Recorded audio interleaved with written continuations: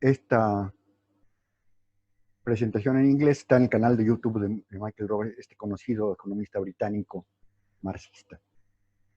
Lo que presentamos ahora es para buscar que una audiencia que está en español lo pueda seguir con más facilidad. A continuación es una brevísima comparación entre los dos países. Después habrá una descripción básicamente de las principales relaciones económicas, poniendo el foco en las personas, después en mercancías y servicios, y se va a mencionar algo de los flujos monetarios, ¿no? La presentación, como ahí se dice en la transparencia, está principalmente orientada a las cuestiones legales, porque podríamos hablar de los temas que son el comercio ilegal, tanto de armas como de drogas, que son muy importantes para los dos países. Pero vamos a hablar principalmente de estos dos temas, ¿no? De las cuestiones de mercancías y servicios y de los flujos monetarios legales. El primer punto es esta comparación entre los dos países, ¿no?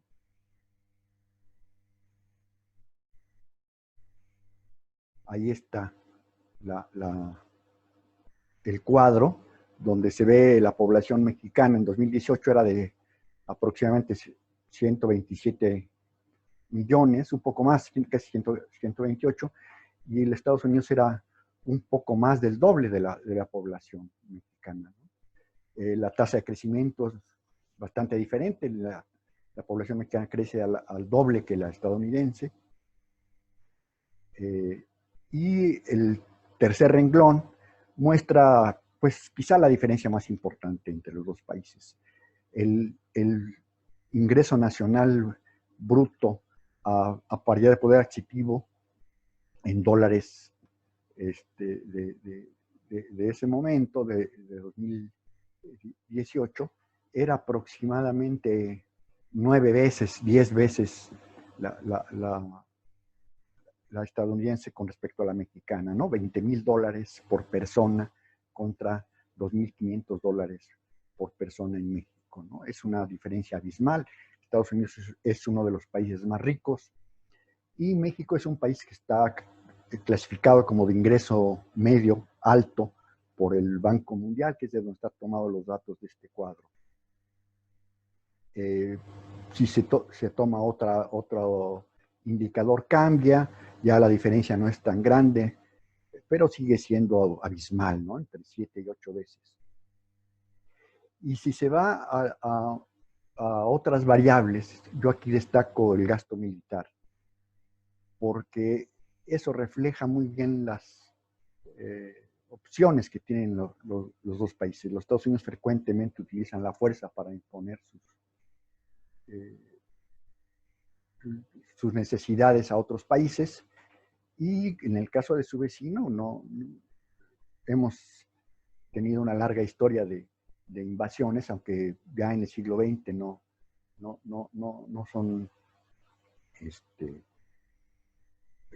no se presentan, pero en los siglos anteriores era muy frecuente, y está la invasión esa con la que se llevaron la mitad del territorio de este país, ¿no? Entonces es una relación muy conflictiva, pero desproporcionadamente cargada hacia los Estados Unidos. Ellos pueden imponer por grado o por fuerza casi cualquier cosa que les resulte conveniente en su relación con México, ¿no? Hoy día los dos países tienen un déficit comercial, es el último renglón de esa comparación, pero vamos a ver que paradójicamente México tiene por primera vez en mucho tiempo un superávit comercial muy, muy considerable con Estados Unidos desde hace mucho tiempo, ¿no? Y eso está siendo otro motivo de conflicto. Eso se dice aquí en la presentación, que el comercio entre los dos países es uno de los principales aspectos económicos. Y este comercio es importante. Aquí mencionamos muy rápidamente por el tráfico de drogas, es lo que más se menciona. Si ustedes ven la cartelera de Netflix, hay pues cerca de una decena o más de series televisivas que se refieren al tráfico de drogas, y cualquier ciudadano que empiece a examinar esta cartelera, pues casi inevitablemente caerá en que México concluirá que México está vendiendo drogas a Estados Unidos, que esto es muy importante, y que somos los mexicanos los responsables de lo que está pasando en Estados Unidos en cuanto a este consumo de drogas, porque ¿qué es lo que plantean las series, ¿no? México es un productor y vendedor de drogas muy importante para los Estados Unidos, el más importante del mundo para esa economía, ¿no? Pero se habla en general poco, ¿no? Verán ustedes una serie que discuta el tráfico legal e ilegal de armas de Estados Unidos a México, que también es muy importante. No se entiende el primero sin el segundo. Van creciendo simultáneamente. Y entre las medidas que podemos encontrar del gobierno de Estados Unidos están las que permiten el tráfico de armas. En ese país es absolutamente legal comprar rifles de asalto y comprar ametralladoras antiaéreas, por ejemplo, y después no es muy complicado introducirlas a México. Lo que ha hecho el gobierno de Estados Unidos en los últimos años ha sido reducir el presupuesto para la vigilancia en la frontera, de tal manera que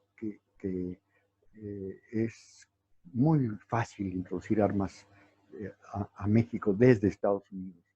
Y el gobierno de Estados Unidos no ha hecho prácticamente nada para impedirlo. Yo creo que en general la política ha sido más bien la contraria. Para estimular su industria armamentista está buscando lo contrario, ¿no? Que exporten de cualquier manera las fabricantes de armas, que son empresas importantes y muchas de las cuales financian las campañas políticas en los Estados Unidos, tanto presidenciales como de gobernadores y de otros niveles del gobierno, ¿no? Bueno, entonces el comercio legal e ilegal de mercancías es muy importante entre los dos países, el comercio de mercancías. Pero también lo es el turismo, el flujo de personas. Cerca del 80% viene desde Estados Unidos a México.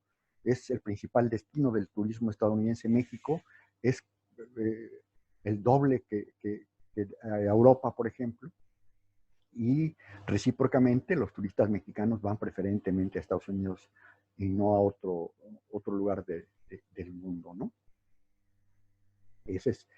Ahí se menciona en la transparencia, ¿no?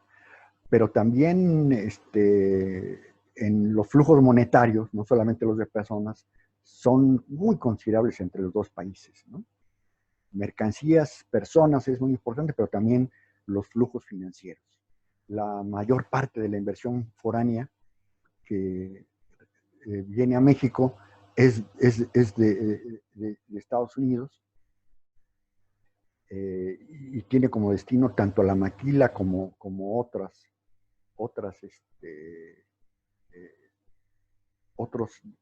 el destino directamente productivo, ¿no? No se alcanza a ver ahí en la transparencia, pero hay dos flujos monetarios muy importantes, que son el crédito. México tiene una deuda externa considerable y el mayor oferente de crédito son los Estados Unidos. Entonces, le debemos a Estados Unidos la mayor parte de la deuda, tanto pública como la privada que tiene este país. Y finalmente los flujos monetarios transitan básicamente por el sistema financiero estadounidense. Si nosotros queremos comprarle a China mercancías, que le compramos una gran cantidad, de hecho el déficit comercial importante que tiene México lo tiene con los países asiáticos, y entre ellos destaca China, pues tenemos que pagarles con dólares y estos dólares van a transitar por el sistema financiero estadounidense. Entonces, es una relación omnipresente la que hay entre los dos países y ha sido y va a seguir siendo conflictiva pero ineludible, ¿no? El primer punto que tocamos es la emigración mexicana, inmigración para los Estados Unidos, que es muy importante. Ahí en la gráfica se ve que Estados Unidos está recibiendo muchos migrantes, inmigrantes de todo el mundo, desde hace mucho tiempo, ¿no? En el siglo XIX ya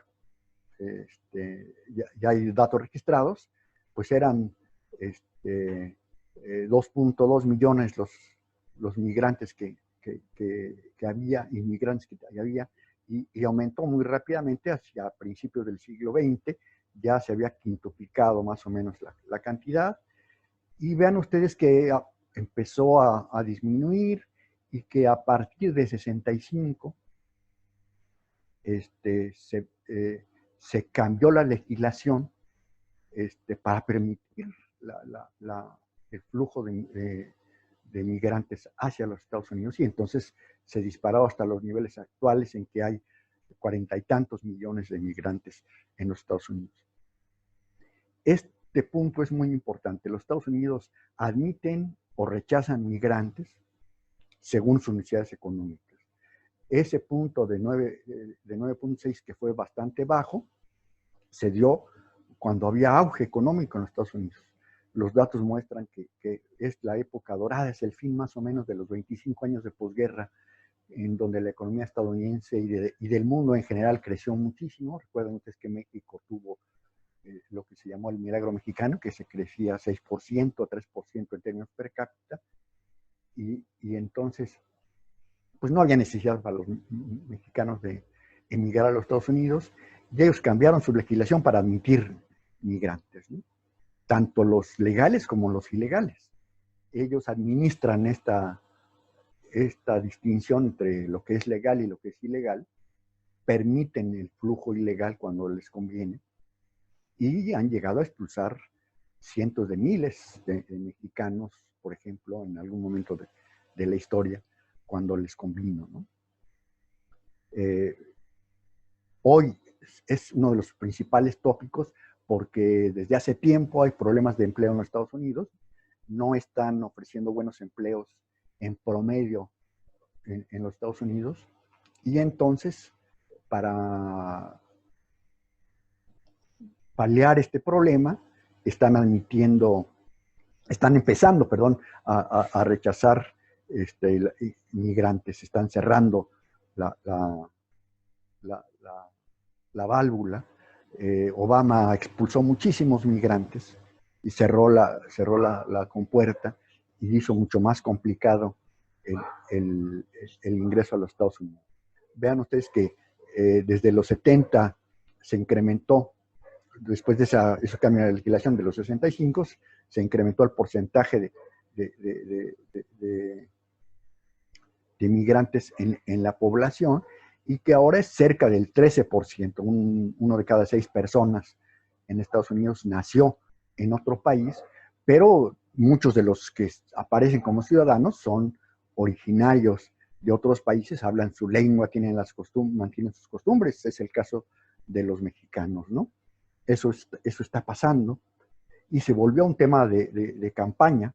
En numerosas ocasiones a todos los niveles políticos se utiliza la migración como un problema, y se ofrece resolverlo.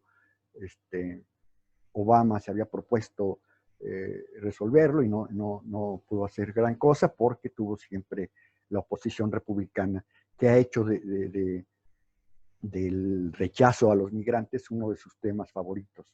Y este presidente actual, Trump, pues recuerden ustedes rápidamente todo lo que ha hecho, desde acusar a los migrantes mexicanos de ser traficantes de drogas y violadores y criminales en general, y ofrecer como tema de campaña un muro,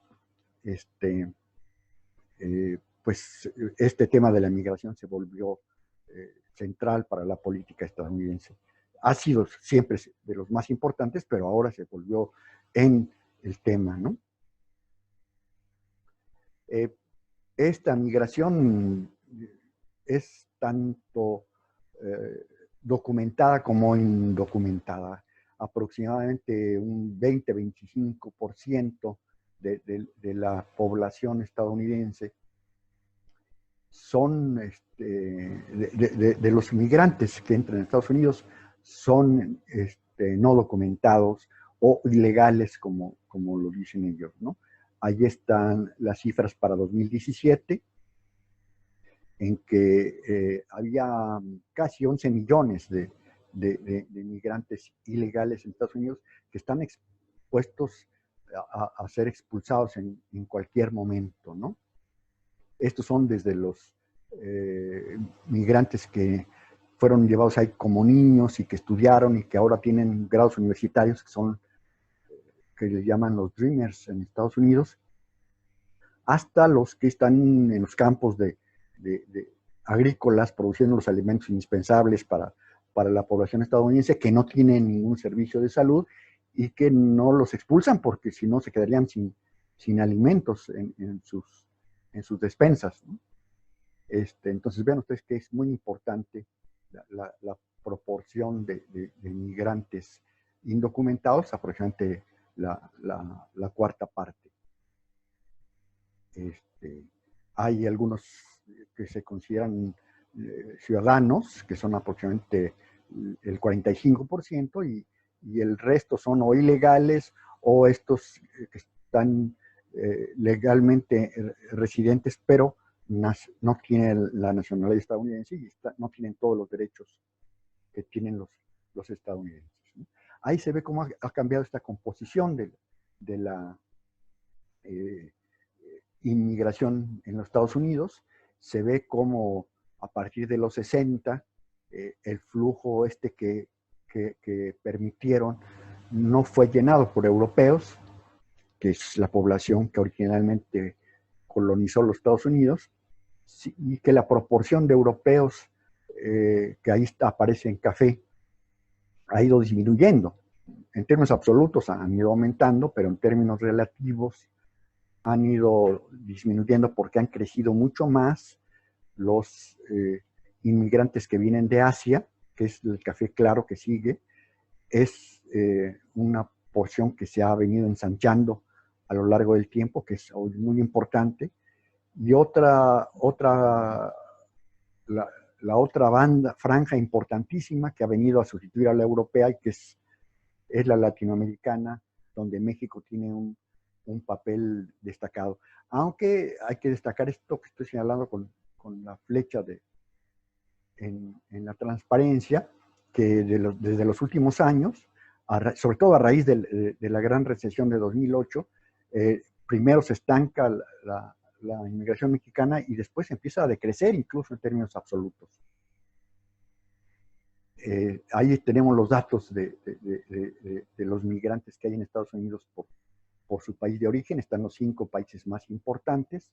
En términos absolutos, México es el más importante con 11 millones y le sigue China con 3 millones, la India con un poco más de 2 millones y medio, etcétera. Todo esto está tomado de un centro de investigación que se especializa en estos temas de inmigración, pero también toca muchos temas políticos. Este centro es muy importante, que está señalado en la transparencia y tiene muy alta calidad en sus presentaciones y en su información. Ahí, en otro informe, ahí vemos algo que está en la transparencia, y vemos pues que la migración neta de mexicanos hacia Estados Unidos fue entre 95 y 2000 de 3 millones casi, perdón, 2.270.000 mexicanos,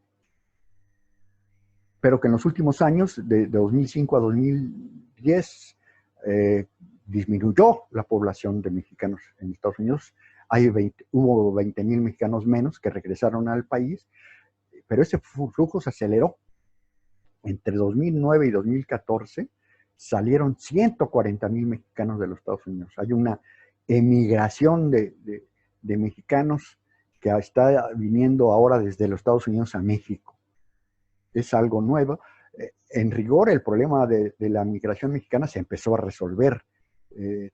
Obama, con todo y su discurso liberal, se distinguió y expulsó anualmente más mexicanos que los que ahora ha expulsado Trump, por ejemplo. De eso no se menciona mucho, ¿no?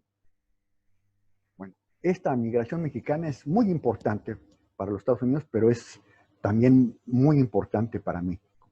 Ahí tenemos las remesas, la cantidad de dinero que estos mexicanos le envían a sus familias desde los Estados Unidos por año. Y vemos que el flujo es muy importante. Está llegando a los... en 2019 se estima que ya es de 40,000 millones de dólares, una cantidad cercana a 40,000 millones de dólares en números redondos. Es una cantidad enorme de dinero la que está llegando, que envían estos migrantes. O sea, son personas que muchas veces se van a trabajar y mantienen a sus familias en México y les envían dinero para que vivan.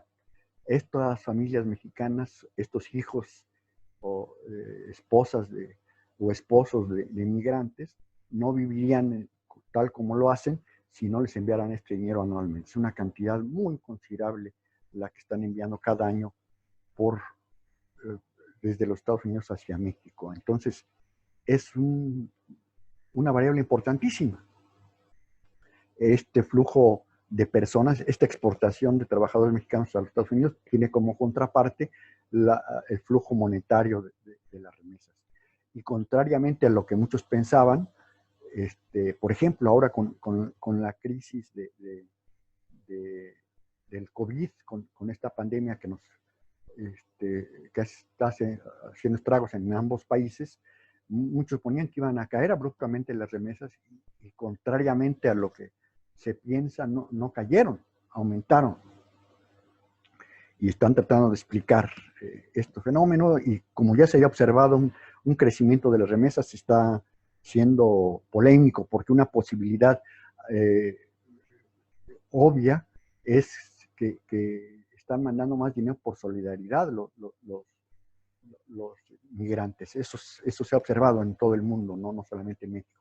Pero en México además parece que está habiendo un flujo ilegal de dinero, que restringieron los flujos monetarios que se obtenían por narcotráfico, y parece que se están empezando a emplear o empleando ya de manera considerable las remesas para traer dinero ilegal.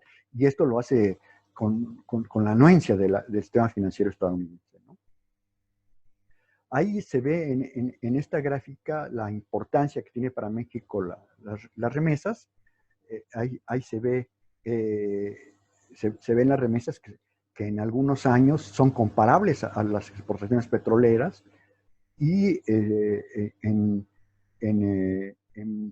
los periodos recientes, cuando ya empezó a haber problemas petroleros, pues el flujo proveniente de la venta de crudo cayó, y en cambio el de las remesas se mantiene, y después aumenta. Aquí no tengo graficado los últimos años, pero aumenta considerablemente. Entonces ya es mucho más importante el flujo de remesas que el flujo de exportación de petróleo en México, ¿no? Lo que también hay que destacar, y estamos poniendo en esta gráfica, es que la exportación de automóviles empezó a ser muy importante. Esta gráfica está desde 96, no tenemos un periodo más largo. Antes la exportación de automóviles no era importante, y las remesas empezaron a ser muy importantes también por estos años. Entonces, no es muy importante seguir esta gráfica hacia atrás, pero sí muestra el grado de importancia que tiene las remesas, pero también muestra el grado de importancia que tiene la exportación de automóviles y de petróleo en México, ¿no? Mientras que se ha caído la exportación de petróleo, se mantiene estable las remesas, aunque ya están creciendo considerablemente otra vez, Y lo que sí ha aumentado muy importantemente ha sido la exportación de automóviles, que incluso con la crisis se aumentó, ¿no? A pesar de la recesión de 2008, cayó un poco durante esos años, pero después aumentó porque los Estados Unidos, para recuperarse, las empresas automotrices cambiaron su producción a México, están produciendo más en México de lo que antes producían. Eh, bueno, aquí pongo la otra variable que tiene que ver con el flujo de personas, que es importante. Todo lo anterior está relacionado con el flujo de personas, pero con migración. Y aquí está el flujo de turismo, ¿no? Donde destaco, ¿no?, el dato de que en un año específico, en 2019, los Estados Unidos tuvieron como principal destino México. 26 millones de estadounidenses nos visitaron, mientras que a Europa fueron la mitad, ¿no? Aquí se ve la importancia. Si hubiera problemas serios entre los dos países, que se restringiera el ingreso de turistas a México por parte de Estados Unidos, como amenazó hacer en algún momento el gobierno por la cuestión del COVID, la industria turística mexicana tendría un problema seriosísimo. Son estadounidenses los que nutren los que llenan los hoteles y las playas mexicanas y gastan buena cantidad del dinero que ingresa, ¿no? Pasemos de personas a mercancías. Ahora vemos que México pasó de ser un país relativamente cerrado por muchos años. Ven ustedes que de 60 a mediados de los 90, el porcentaje perdón, mediados de los 80, el porcentaje de las importaciones con respecto al Producto Interno Bruto mexicano era cercano al 10%, 12% en su valor más alto, y que se mantuvo así hasta que en los 80 empezó a abrirse la economía mexicana, se ingresó al GATT a mediados de los 80, el Acuerdo General que facilita eliminando los permisos de importación y reduciendo considerablemente las tarifas arancelarias, expandió el comercio mexicano con el resto del mundo, y vean cómo se empieza a elevar sistemáticamente hasta ser cerca de un poco más del doble, entre el doble y el triple de lo que era el porcentaje del Producto Interno Bruto, las importaciones con respecto al Producto Interno Bruto de México, ¿no? Este aumento fue muy considerable, pero también en Estados Unidos, ahí tenemos la gráfica, que era una economía casi autónoma, ¿no? De auto reproducción, era bastante cerrada. El 3% era el comercio, eran las importaciones con respecto al Producto Interno Bruto de los Estados Unidos, y así se mantuvo por muchos años, y a partir de los 60 y 70 se empieza a aumentar hasta ser 3 veces más el porcentaje de importaciones con respecto al Producto Interno Bruto. Eso está pasando en Estados Unidos. Se abrió la economía, pero vean ustedes que aún hoy la economía de Estados Unidos es más cerrada que la mayoría de las economías del mundo. Es una economía bastante integrada la estadounidense. No tiene necesidad de importar y de exportar tanto como otras economías. Entonces se mantiene, es mucho más abierta que en el pasado, pero es relativamente cerrada todavía la economía de Estados Unidos, ¿no? Hay que destacar que esto es algo que ha ocurrido en todo el mundo. Esta es la tendencia mundial. A partir de los 70 se empieza a elevar hasta duplicarse el porcentaje de las importaciones en el Producto Interno Bruto Mundial, como se muestra en esta gráfica. Esto es un fenómeno global. Hay matices nacionales, pero la apertura comercial es algo que se está dando en todo el mundo, ¿no?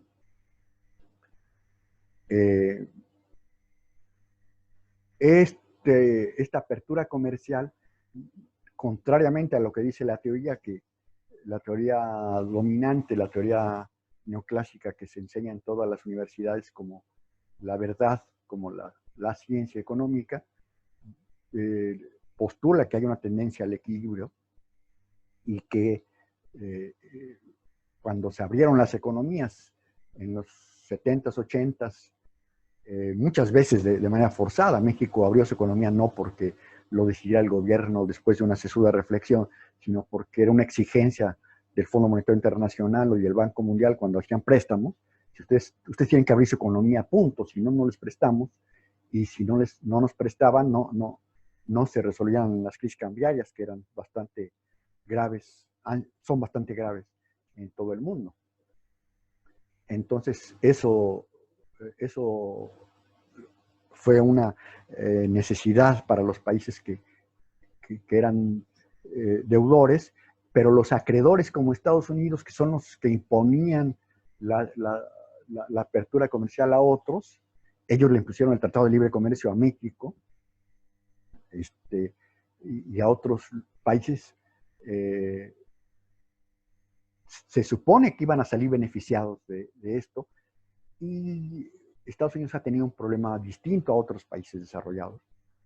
Tiene un déficit comercial muy considerable, que ha sido, vean ustedes ahí, fue muy considerable en 2005, pero hacia atrás, en los 90, a principios de los 90, también fue muy considerable, y sigue siendo un problema de principal importancia. Aquí vean ustedes que sigue habiendo déficit. Esto evidentemente afecta a muchas empresas, porque este déficit comercial no se da en el vacío, no es que simplemente se empiezan a importar productos que no había en el país, sino muchas veces importan productos que se estaban produciendo en el país. Por ejemplo, las cámaras y las televisiones, pues si uno es mexicano de cierta edad, se puede uno acordar de que había marcas como Majestic, como RCA Victor, que eran estadounidenses, y hoy si uno le habla a un joven de estas marcas, no tienen ni idea. Para ellos las únicas marcas son coreanas y japonesas. No existen otras marcas de productos electrónicos.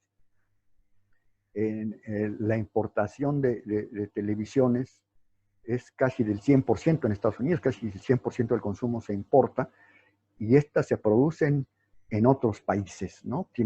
Son marcas coreanas y japonesas, como yo decía. En muchos lugares todavía está fresca la memoria de estas quiebras, porque quebraron las empresas que las producían, y en algunos renglones de la economía se están produciendo todavía las quiebras, ¿no?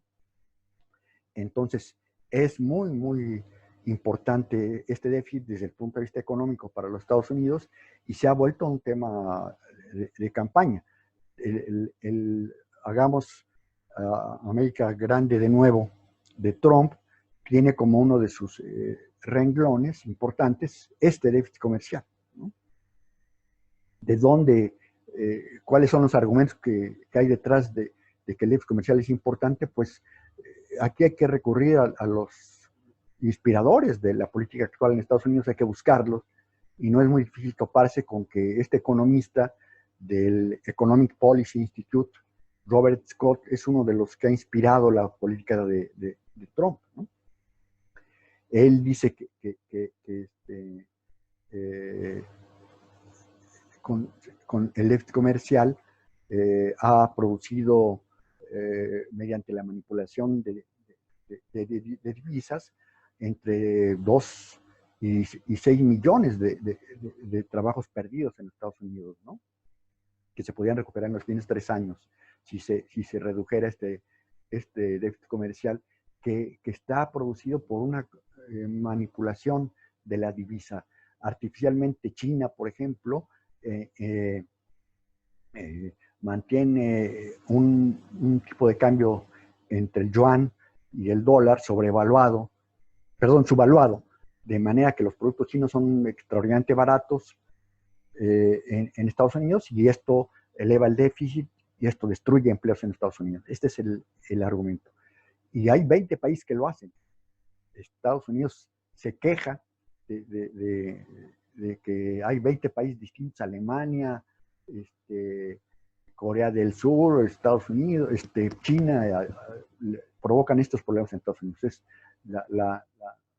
Es un truco sucio, como dijo Michael Roberts en la charla que, que, que me permitió dar en su canal, ¿no? Es absolutamente, pues yo diría risible esta idea de que 20 países tratan y engañan a los Estados Unidos mediante trucos sucios, porque en buena parte de los casos, los Estados Unidos impulsaron la apertura comercial. ¿Qué es lo que hay detrás? Yo creo que tenemos que entenderlo, pero una de las explicaciones que hay la tenemos que buscar en la teoría marxista, está en el carácter de dinero mundial que tiene el dólar, ¿no? Por ejemplo, si China, aceptando las presiones que está ejerciendo el gobierno de Estados Unidos, devaluara su moneda con respecto al dólar, encarece los productos que está enviando al mercado estadounidense, pero no solo al mercado estadounidense, sino encarece todos los productos, porque todas las transacciones que tiene China con el exterior las hacen dólares. Entonces, encarece los productos a todo el mundo instantáneamente con la devaluación del dólar. Lo mismo le ocurre a México. No se puede modificar la paridad con Estados Unidos sin modificar la paridad con otros países. Entonces, ¿cómo va a conseguir eso China? Si, por ejemplo, devalúa con su moneda con respecto al dólar, podrá aminorar el déficit con México, con Estados Unidos, que tiene déficit, que tiene superávit, pero va a tener un problema opuesto con otros países, ¿no? Con los que tendría déficit. Entonces, es una cosa muy complicada, no se puede hacer. Y por otro lado, ¿cómo se pagan los créditos hacia los Estados Unidos?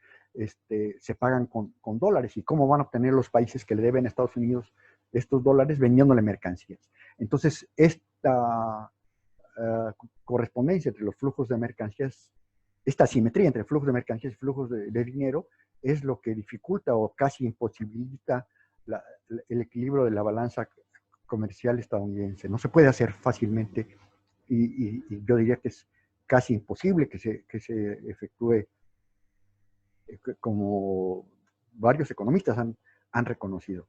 Eso no lo entiende la economía convencional, pero sí se entiende desde el punto de vista marxista si se analiza el papel que tiene el dólar como dinero mundial.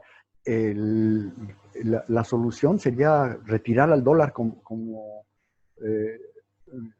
dinero mundial. Y ese es un proceso muy complicado que difícilmente el capitalismo hace de manera fluida, y que solamente una crisis, algo semejante pasó con la libra esterlina en el pasado, ¿no? Entonces es un problema, ¿no? Este economista del que yo les hablo, Robert Scott, ahí él cita que fue mencionado por Trump hasta 20 veces en un discurso de campaña, con lo cual presume de ser importante, y lo es, ¿no? Se inspiró al actual presidente de los Estados Unidos, y él comenta que no es cierto, que él piensa que no se van a resolver los problemas con mejores tratados comerciales, que la única solución es obligar a que esos países dejen de manipular su tipo de cambio, ¿no? La respuesta no es no es el TEMEC, por ejemplo, con México, sino sería impedir que haya manipulación del tipo de cambio. Pero curiosamente, Scott reconoce que México no lo manipula. No se puede decir que el superávit comercial de México con Estados Unidos se debe al tipo de cambio, sino él dice que se debe a las diferencias de desarrollo entre los dos países que se suponía iban a cerrarse con el NAFTA primero, con el TLC, como lo entendemos en castellano, y que no ha sido así, ¿no? Eso es lo que dice, es una cita de un trabajo de Scott, ¿no?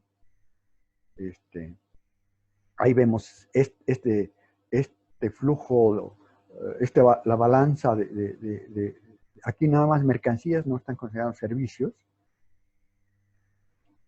entre Estados Unidos y México. Vemos que es negativo para los Estados Unidos. Este balance está considerado desde el punto de vista de Estados Unidos. lo que aparece como déficit es, corresponde a superávit para México. Saquen ustedes una imagen de espejo de esto, pongan arriba cada uno de los picos que está hacia abajo y tendrán la gráfica para México. Eso será el comercio entre los dos países. Es muy importante, es tan importante que si Estados Unidos hiciera lo que amenazó recientemente, poner una tarifa de 10% como hizo con el gobierno del López Obrador, la crisis que ya se venía dando en 2019 hubiera sido gravísima.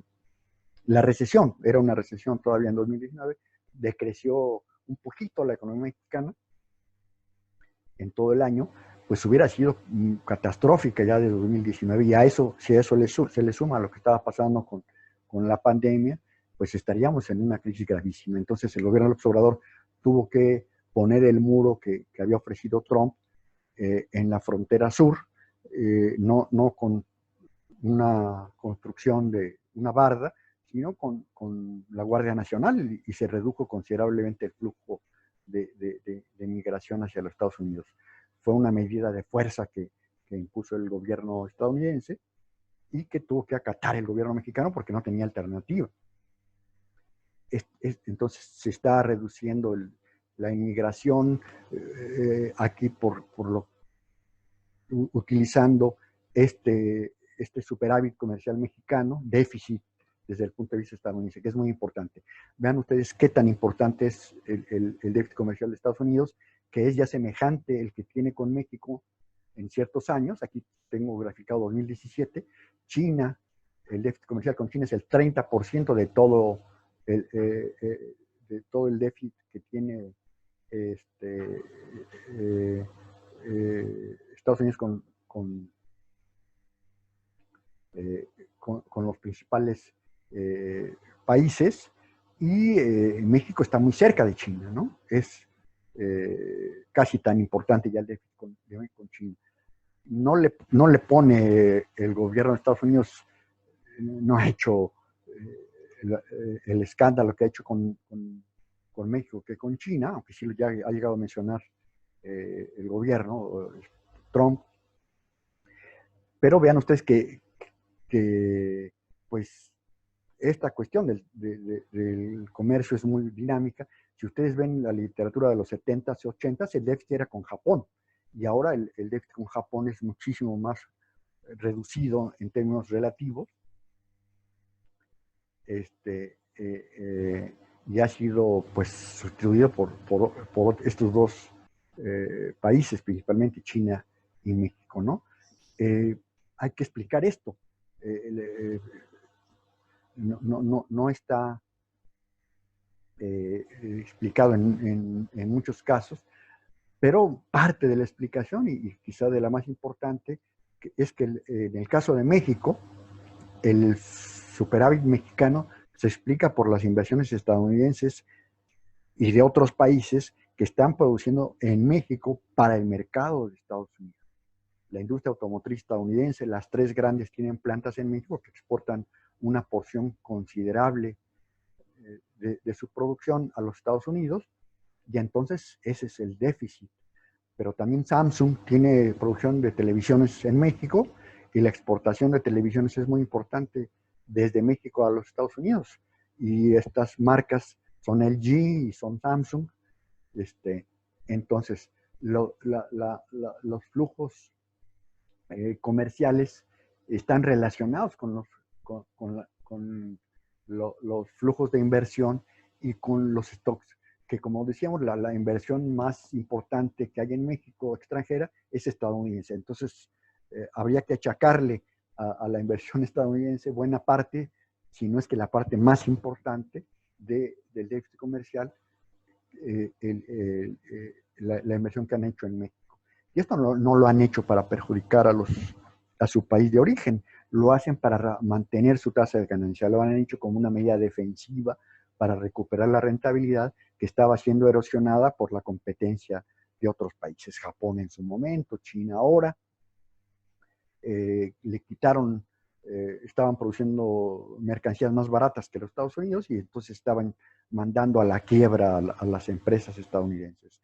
Recuerden ustedes que la General Motors cerró plantas en 2009, quebró en 2009 durante la gran recesión, y que algunas de las plantas que cerró no volvieron a abrir. Una planta en Dayton, Ohio, con 10,000 trabajadores, cerró y no se abrió. Entonces, parte de esa producción se hace ahora en México.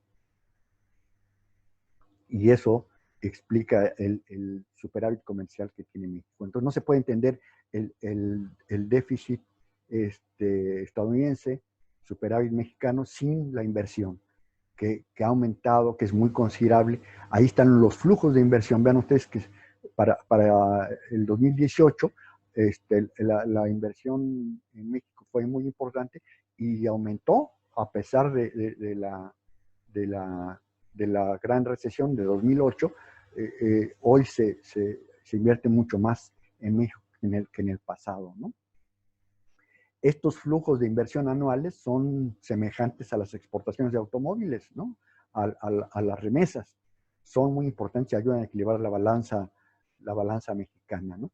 Ahí tenemos los flujos de inversión en los últimos años en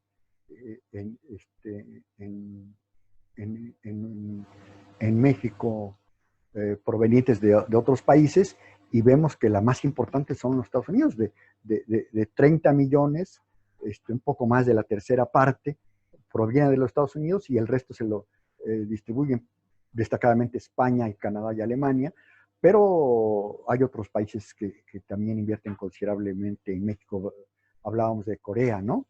Esto es Corea del Sur, la República de Corea, ¿no? Entonces vean ustedes que la inversión estadounidense es la más importante. Alrededor de 3/4 partes de la inversión que hay en México ha venido de los Estados Unidos, ¿no?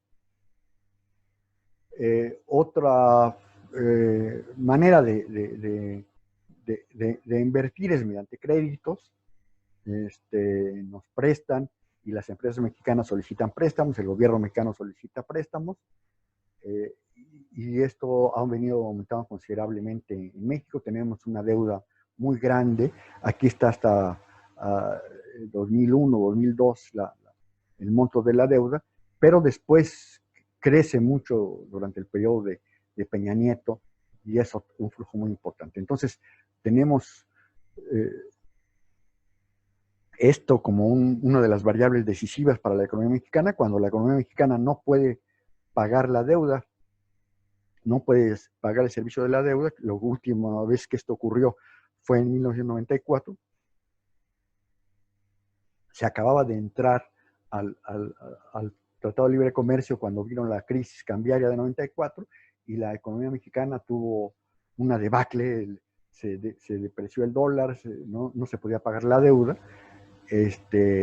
Entonces es el momento propicio para que no impongan condiciones. Muchas de las condiciones que México ha aceptado fueron forzadas por estas crisis cambiarias. Y decíamos, la última fue en 94, cuando se devaluó el peso mexicano de manera muy considerable. Recientemente se ha devaluado, pero no ha sido ni remotamente semejante a lo que ocurrió en el pasado. De hecho, en términos relativos, la deuda ha disminuido con respecto al Producto Interno Bruto. Y este gobierno del Obrador ha tratado de no endeudarse mucho, porque es una de las variables más delicadas de control de la economía mexicana. Se endeuda el país, es otra variable importante, pero ya no es tan importante. En parte por estas remesas que veíamos, en parte por esta exportación a los Estados Unidos que veíamos, que se han vuelto considerables. México ahora exporta manufacturas, que en el pasado no eran el principal renglón de la economía mexicana, eran materias primas. La última de ellas relevante fue el petróleo, pero en el pasado fueron el algodón y los camarones, por ejemplo, ¿no? Ahora no, ahora es manufactura, televisiones, automóviles, computadoras, que se están produciendo en México, todas de capital originalmente estadounidense, originalmente japonés o coreano, ¿no? Bueno, ahora antes tenemos que concluir. Ya hablamos de las principales eh, variables, y tenemos que decir que la importancia de la relación económica entre los países es tan grande que la economía mexicana ya está integrada con la estadounidense. Hablar de economía mexicana es un poco una forma retórica, pero porque en realidad se tratan de capitales internacionales que están asentados en México. Buena parte de las empresas que están asentadas en México producen para el exterior, pero otra parte muy considerable produce para el mercado nacional. Y lo que ha ocurrido con esa integración muy grande no ha sido muy favorable para la economía mexicana. Es una economía, como dicen las estadísticas, de ingresos medios altos, pero es una economía pobre. Cerca de la mitad de la población está en grado de pobreza, y una parte muy considerable está en extrema pobreza, quiere decir que tiene problemas para alimentarse, por ejemplo. Entonces, esta integración al mercado mundial no ha resuelto los problemas desde el punto de vista de la mayoría de la población, ¿no? ¿Qué está pasando en el mercado doméstico? Pues están pasando cosas que no son para presumir, que no son muy benéficas para la población si las examinamos un poco críticamente, ¿no? Vean ustedes, aquí están las principales empresas a nivel mundial de bebidas por valor de ventas. La primera es una empresa cervecera, Anheuser, Busch, y algo más que no alcanzo a leer. Es la productora de bebidas más grande. Produce cervezas, pero también bebidas no alcohólicas. Es la más grande del mundo. Después de esa, tenemos Coca-Cola y Pepsi-Cola. Estas, la segunda y la tercera empresa más grande en bebidas del mundo, están en México. Estas dos empresas son las propietarias del 90 y tantos % de las marcas de bebidas de refrescos en México. Estas inversiones que veíamos o estos créditos se han utilizado para desarrollar, entre otras cosas, la industria de bebidas, que es una industria de muy alto consumo en México.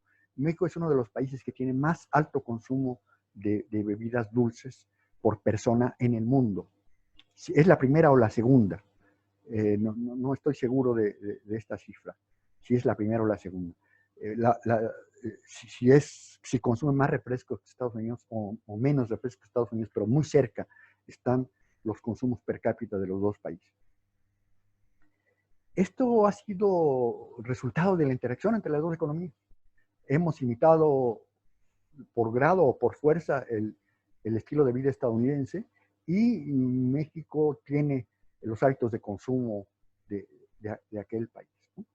Estas dos empresas son las propietarias de la mayor parte del comercio al detalle en las grandes ciudades. Son los dueños de las dos cadenas más grandes de comercio minorista en las ciudades mexicanas, Oxxo y 7-Eleven, son las dos cadenas. La primera es propiedad de esta cadena, del grupo que controla las acciones de Coca-Cola, y la segunda, 7-Eleven, es propiedad de PepsiCo. Son las que ellos producen las bebidas azucaradas, pero ellos las distribuyen.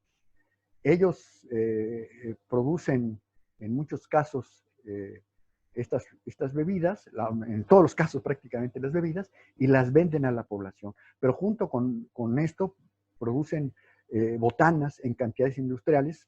México es un país que consume muchas botanas, que son riquísimas en carbohidratos y que son riquísimas en sales, y están produciendo problemas de salud muy serios a la población mexicana.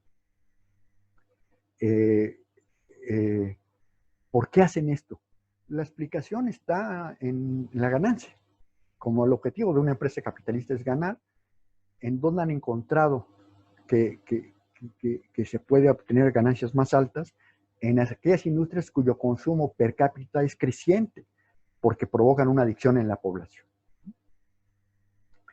Entonces, las dos industrias más rentables que registró una investigación de arqueología financiera, así le llamaron, y que reseñó el Financial Times, son la industria tabacalera y la industria de bebidas alcohólicas en el mundo.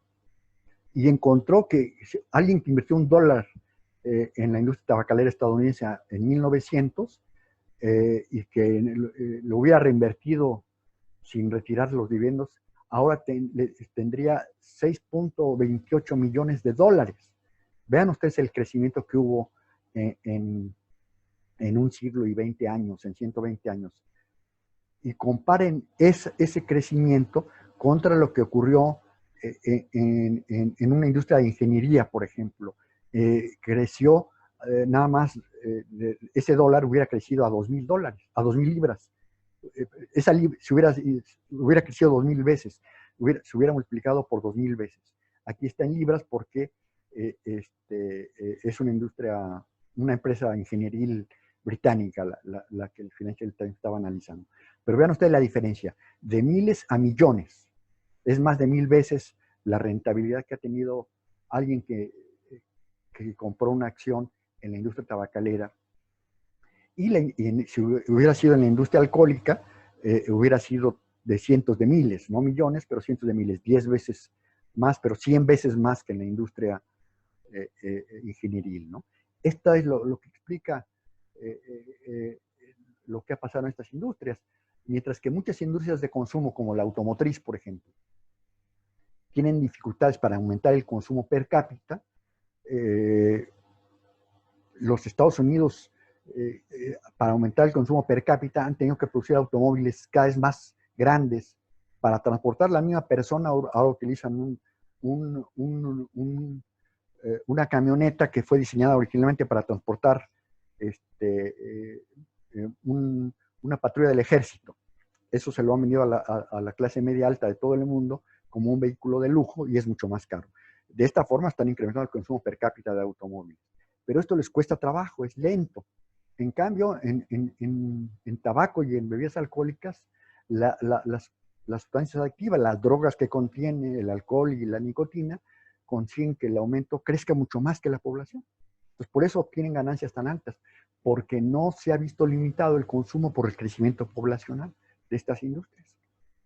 Entonces, eso está, cuando decimos que México recibe inversiones, que hay que favorecer la inversión extranjera, no estamos analizando que esta inversión se va a dirigir a estos renglones, que esta inversión no se puede controlar. Una de las cosas que permitió la ley de inversión extranjera, que se emitió antes del TLC y antes del TEMEC, es que no se le restrinja de ninguna manera a la inversión extranjera. Tiene la libertad de colocarse en cualquier renglón legal que ellos consideren.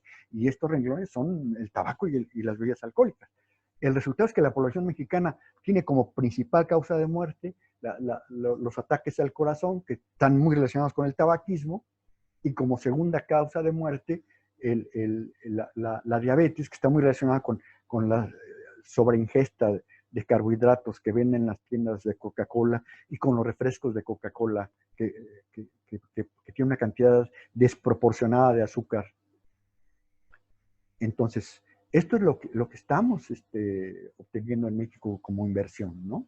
Este crecimiento en buena parte de México ha provocado que el 10.7% de los hombres adultos sean alcohólicos, ¿no? Que la diabetes sea una de las principales causas de muerte, es la segunda causa de muerte en México, la diabetes, ya lo decíamos, está relacionada con la ingesta de refrescos y de botanas que impulsa la Coca-Cola, ¿no? Y el asesinato ya se ha convertido en una causa de muerte importante, ya es la cuarta causa de muerte para adultos en edad productiva, y eso está relacionado también con el comercio, en este caso, tanto el legal como el ilegal con los Estados Unidos. Legalmente ellos venden las armas allá y se transforman en armas ilegales en México, porque no está permitido el comercio de armas de cierto calibre en México, que sí lo están, como sí lo está en Estados Unidos. Entonces, la relación comercial entre los dos países está siendo maléfica en buena parte, pero no tenemos que redefinir los problemas. Los problemas son distintos si se les examina críticamente que si se les examina a la luz de la información que hay en la prensa, ¿no? Como ya decíamos, la prensa va a resaltar el comercio de drogas y desde el punto de vista de la salud mexicana, lo que tenemos que resaltar es el comercio de carbohidratos. Ahora sí se está hablando de eso en México porque la tasa de mortalidad con COVID es muy alta en México. No sobrepasa a la de Estados Unidos todavía en términos de muertos por COVID por 100,000 habitantes. Todavía es aproximadamente la mitad de la mexicana de la estadounidense, pero es mucho más alta que en otros países. Y una de las explicaciones, quizá la más importante, es que el estado de salud de la población mexicana por sobrepeso, por presión arterial alta, que también está relacionada con el sobrepeso y con la ingesta excesiva de sales de sodio, que tiene que ver con la mala dieta, con la ingesta de estas botanas que son saladas en su gran mayoría, o azucaradas, están provocando la muerte mexicana. Entonces, desde el punto de vista mexicano, el problema de mortalidad relacionado con las drogas es ya muy importante. Un joven que esté entre 15 y 24 años tiene como principal causa de muerte hoy día el asesinato y la muerte por accidente de tránsito, que era la que en el pasado era la principal causa de muerte para adultos de esta edad. Está relacionada con una droga legal, el alcohol. La mayor parte de los muertos por accidentes de tránsito tienen que ver con el alcoholismo o con la ingesta de alcohol. Esto es importante para México, pero lo presenta como el problema para México, el problema para los Estados Unidos, cuando en realidad tanto para México como para Estados Unidos los problemas son otros. Los problemas son las drogas legales. La mayor cantidad de muertes que se producen en el mundo por drogas son por las drogas legales, no por las drogas ilegales. Esto no quiere decir que debamos permitir las drogas ilegales, no. Hay que regularla, hay que regular esta producción, hay que neutralizar la producción y los daños que produce la población. Yo no hago no estoy por la propaganda que favorece el consumo de drogas, al contrario, pero el problema debe tratarse junto con los problemas de salud que son muy considerables y que tienen que ver en primer lugar con las drogas legales, pero también, no en primer lugar, sino en segundo lugar, porque el primer lugar lo tiene la ingesta la mala dieta, la falta de ejercicio que tienen las dos poblaciones, que tiene en general la población mundial. La diabetes es un problema mundial de salud. Destacamos los mexicanos en eso por una predisposición genética, pero es un problema. Hay que decir que hoy día el principal problema para muchas de las poblaciones en el mundo es la mala calidad de los empleos que se tienen. Esto es una verdad que tenemos que analizar y explicar y que no le puedo dedicar todo el tiempo que amerita a esta explicación. Pero otra parte muy importante es que el capitalismo está produciendo hoy día mucho daño a la población. Está haciendo,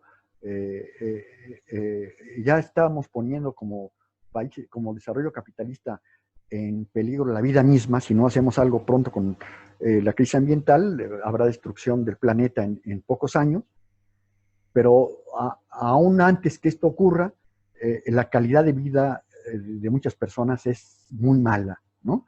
Y es muy mala porque el capitalismo está siendo perfectamente dañino. Yo creo que con esto termino la presentación. Las relaciones entre Estados Unidos y México son muy importantes, son muy conflictivas, van a seguirlo siendo, son inevitables, pero sobre todo están siendo muy perjudiciales para la población mexicana. También han sido para los estadounidenses, y tendremos que desarrollar una posición crítica hacia esto en, en, en, eh, en los dos países. Tenemos que volvernos diferentes.